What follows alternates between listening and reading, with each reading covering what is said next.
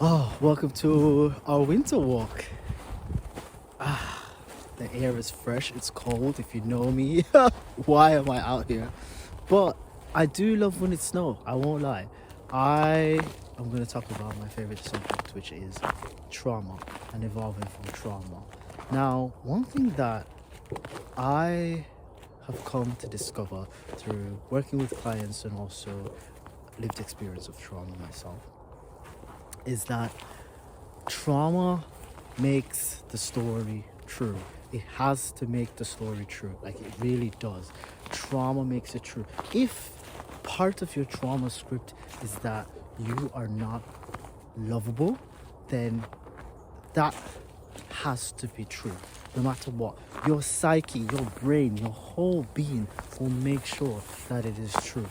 You will either sabotage the relationship, you'll sabotage the opportunity, you'll procrastinate, you'll grasp onto something else that allows you to fulfill that destiny of it not being true. The hypervigilant states will come in, and that's your body attempting to essentially regulate. Morning. Good girl. Thank you. Yeah, so that's your body attempting to regulate, more or less. Now, it's not to villainize this process. I'm not saying this is the time to beat yourself up about it. What I'm saying is that it's been aware. It's being aware in a moment to pause and go, what's my nervous system doing at the moment? Like, up until a certain point, your experiences has validated exactly what it is you're feeling, which is that this equals that, so hence trauma makes it true. So you kind of have to really be careful when you're transitioning from a place of trauma into the other place, and not hypervigilant careful, but more self-aware careful, meaning that maybe you sort of like, you kind of pause a little bit more before jumping into decisions. You check in with yourself a lot more, you're gentle with yourself. Maybe you capture your thoughts through journaling. Maybe you're speaking to somebody who you trust, who is more of a sounding board and not someone who judges, for example. It's very unique to every individual. I mean, I know for me, for example, one of the big things I always have to remember is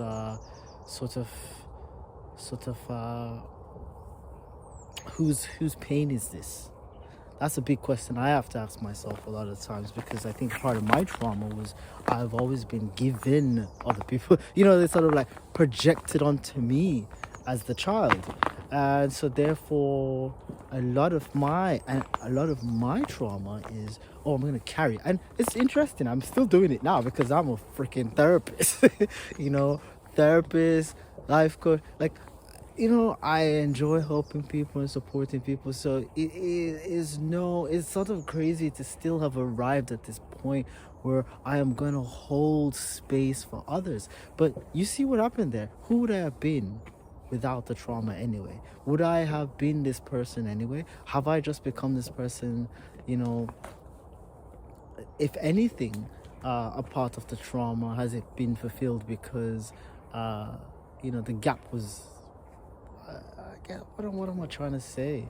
But I might need to think about that a little bit more. But essentially, that's one big thing I really need to ask myself all the time, which is, whose pain is this? Is this mine? Am I projecting? Is this mine to carry? Has this person or this situation, does it warrant that level of space holding? Because you do have some bad characters out there, and people can take advantage, and so therefore it's just, again, bearing in mind. But sometimes you are the asshole, you are the person that takes advantage of others, and so that's where you really need to be very self-aware with yourself.